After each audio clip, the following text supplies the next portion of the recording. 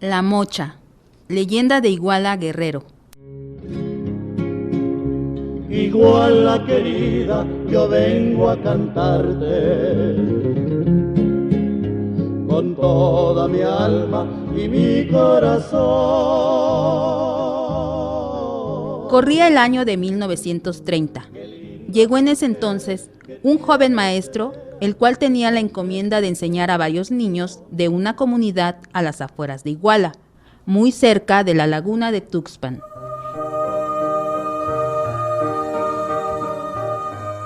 En ese entonces, las escuelas eran solamente de varones y de grados mixtos, por lo que en un solo salón se congregaban decenas de niños de diferentes grados, a los cuales este maestro llamado Francisco Salas enseñaba cada día con entusiasmo y paciencia. Con el paso del tiempo, pasaron cientos de niños por el aula mayor de la escuela y de la misma forma fue creciendo hasta que hubo varias aulas en donde tomaban clases niños indígenas e hijos de los jornaleros que vivían en las cercanías de los cerros y la laguna. La ciudad de Iguala y los alrededores se amplió y con ello comenzaron a llegar gentes de muchas partes de Guerrero, entre ellos una mujer que llegó a vivir al pueblo donde Francisco daba sus clases. Crescencia era su nombre y de su apellido poco se sabe.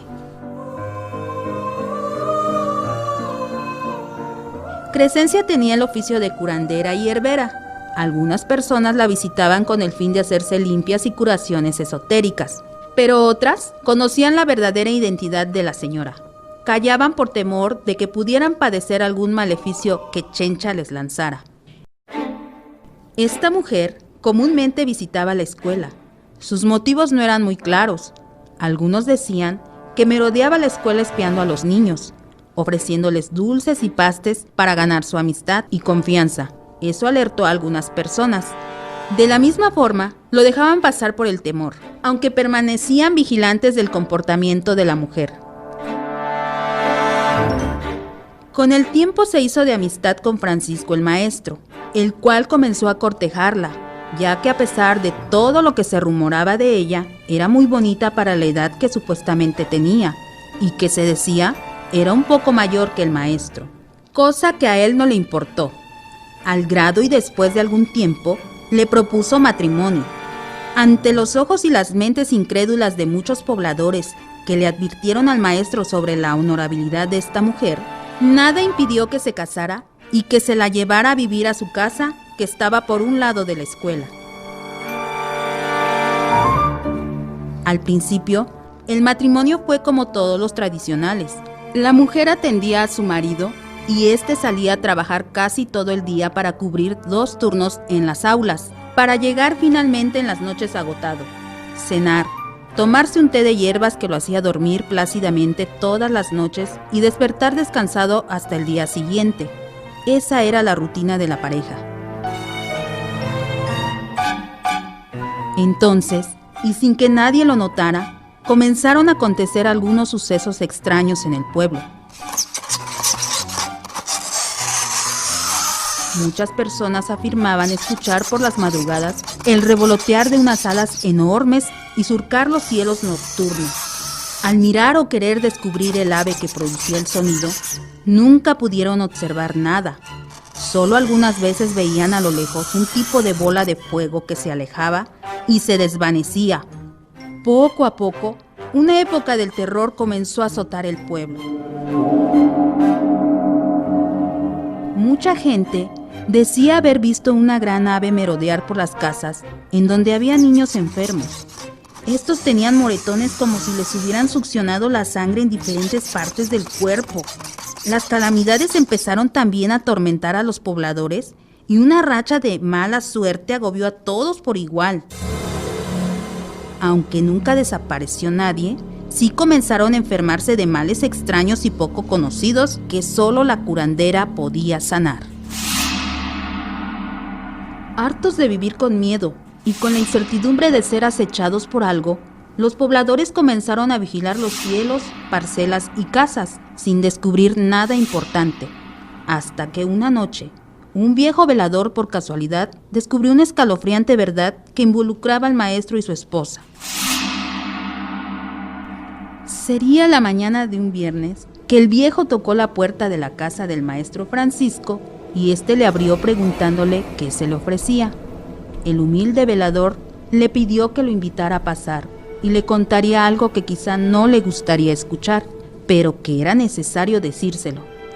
Extrañado, Francisco le permitió entrar y le sirvió un jarro de café, el cual hervía en una olla de barro y lo había dejado previamente su esposa antes de salir al mercado por unas hierbas, situación que aprovechó el anciano para acercarse al maestro. Le contó que la noche previa hacía un rondín por unas calles polvosas de un barrio de indígenas nahuas y que vio algo que le pareció extraño.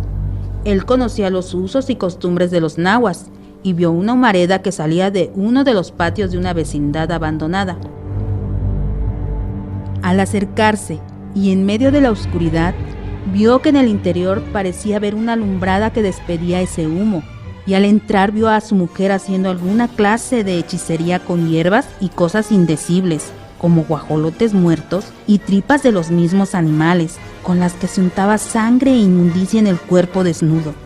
De alguna forma, aquella humareda envolvió a la mujer y luego de un rato en revolotear de alas despejó aquel humo y dejó entrever como si fuera un enorme guajolote, el cual vio que lo sostenían dos patas enormes del mismo animal antes mencionado y que poco a poco su demás cuerpo se iba transformando en una asquerosa cabeza y un cuello de color blanco azulado cubierto de pliegues y verrugas de color rojo y un par de apéndices que salían de un pico amarillento y daban la impresión de moverse a voluntad.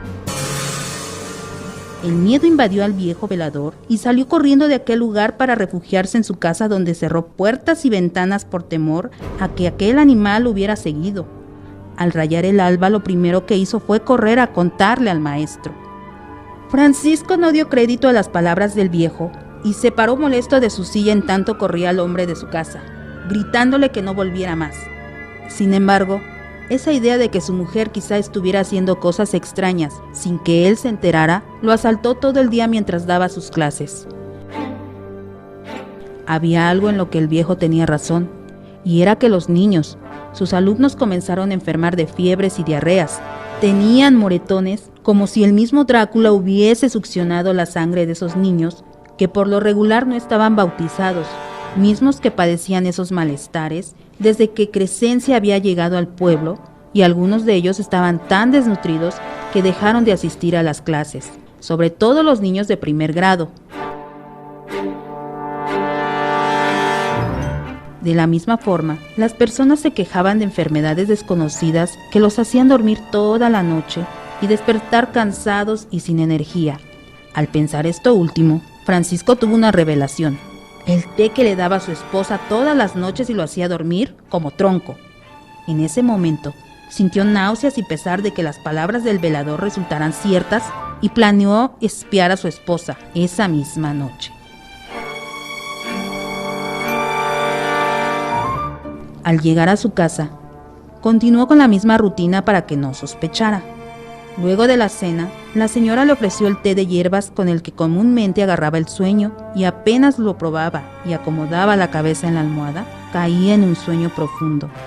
Así que sin que se diera cuenta, el maestro tiró el contenido del jarro en una macetita que había en el centro de la mesa e hizo como que tenía sueño y se fue a acostar. Pero todo el tiempo estuvo alerta en lo que hacía su esposa. Sería de madrugada cuando sintió que se levantaba de la cama y salía a hurtadillas por la puerta hacia el pasillo, y luego de la misma forma con sigilo abrió la reja que daba al patio. Francisco, presuroso, se levantó para seguirla y caminó algunos metros en el gran solar de la casa. Al fondo, en una arbolada, y casi oculta, se paró viendo al cielo y extendiendo los brazos. Después de mucho rato, comenzó a juntar unas piedras redondas para hacer un círculo y encender unos leños para una fogata. Mientras se avivaba el fuego, la señora tomó un par de guajolotes y los sacrificó. Después se despojó de su ropa y comenzó a untarse la sangre de uno de ellos.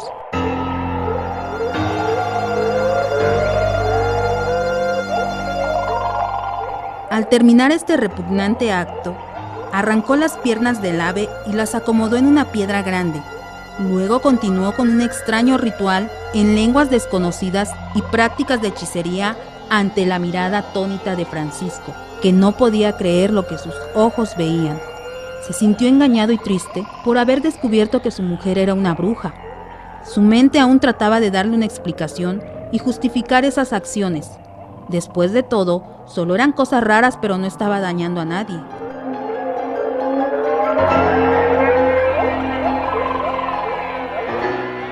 Apenas iba a regresar a su casa, cuando su mujer empezó a revolcarse en el piso víctima de intensos dolores, y antes de que el maestro reaccionara, un grito lanzado por su mujer inundó la noche y los alrededores.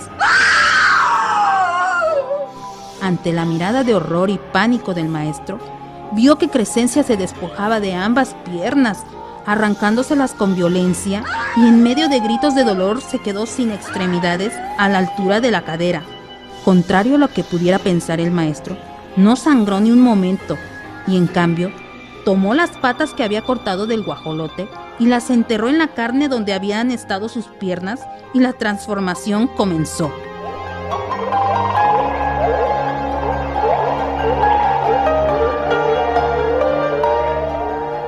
Un vientecillo comenzó a mover las ramas de los árboles, y el fuego comenzó a cobrar más fuerza y se levantó para luego apagarse y hacer una humareda que inundó todo el lugar, nublando la vista de Francisco. Era sofocante y le comenzaron a llorar los ojos de tan intensa humareda. Se cubrió como pudo la boca y la nariz para no respirar aquellos humos, y apenas podía distinguir a unos metros de él. Poco a poco el humo comenzó a disiparse, y cuando lo hizo, el maestro sintió un escalofrío de muerte al ver que su mujer ya no estaba.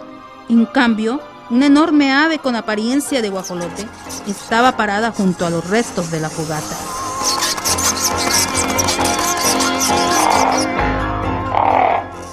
El ave comenzó a aletear para tomar el vuelo, y así lo hizo. En medio de ensordecedores aleteos y graznidos, voló unos metros hacia arriba. Su cuerpo daba vueltas circulares muy rápido, a tal grado que de repente se convirtió en una bola de fuego y se fue al ras de las copas de los árboles, perdiéndose de vista en la oscuridad de la noche.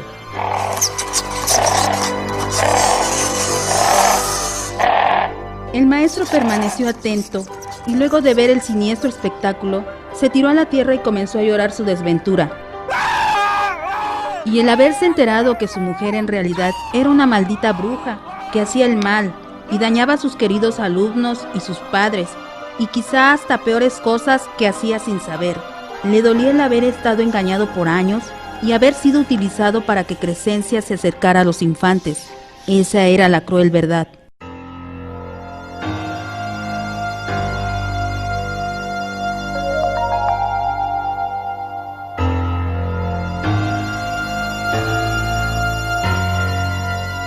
Lentamente se incorporó para ver si su mujer estaba ahí o qué había pasado, y con estremecimiento vio que no quedaba más que pedazos de piel, la fogata apenas encendida y el par de piernas acomodadas en una roca boluda que se calentaban con el calor resultante de la alumbrada para que no se enfriaran. Luego de estar pasmado, viendo todos esos despojos, la decepción y la ira se anidaron en su corazón, y sin pensar, tomó las piernas y todos los restos que había regados y los echó al fuego, que se avivó de una manera extraña, quemando todo.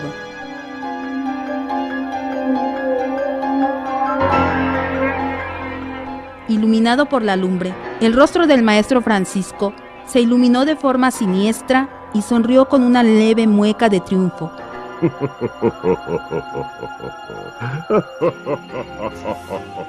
Al ver que todo se consumía, se dio la media vuelta y se metió a su casa, sentándose a beber un vaso de brandy para esperar a que regresara su mujer.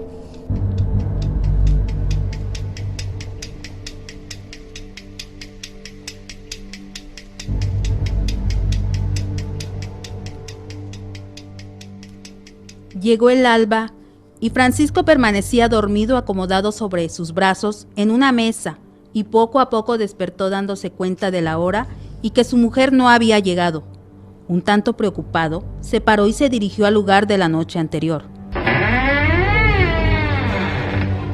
Al abrir la puerta, no pudo evitar dar un grito de horror y cayendo sobre sus espaldas miró con pánico que su mujer estaba al pie de la puerta intentando entrar. Estaba desnuda, llena de ceniza y sudor, y no tenía ambas piernas. La parte de su cuerpo, donde alguna vez estuvieron sus extremidades, había un par de huecos cubiertos con apenas una delgada capa de piel por donde se reflejaba la carne y el hueso. Aquello era incomprensible para el maestro, que no daba crédito a lo que veía a sus ojos.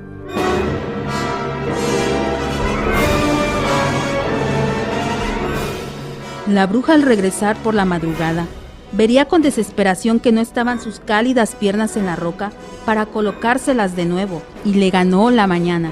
Su cuerpo, al no tener las extremidades, se quedó así, lisiado para siempre. Ese fue el castigo que, sin planearlo, el maestro Francisco le impuso a su mujer por ser una bruja ruin y malvada.